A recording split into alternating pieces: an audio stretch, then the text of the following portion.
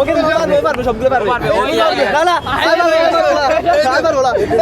আমরা একটা আনতে বলছি বড় যাও বড় বড় না সামনে যা ভাইয়া ওর থেকে ইংলিশে জিজ্ঞেস করিয়েন ইংলিশে প্রো মাস্টার আসসালামু আলাইকুম সবাইকে এই মিরাজি বিন ওদের আচ্ছা লাইভ চলতেছে না লাইভ টেলিকাস্ট ভাই একটু ইয়া থেকে ইজি থেকে হ্যাঁ ইজি থেকে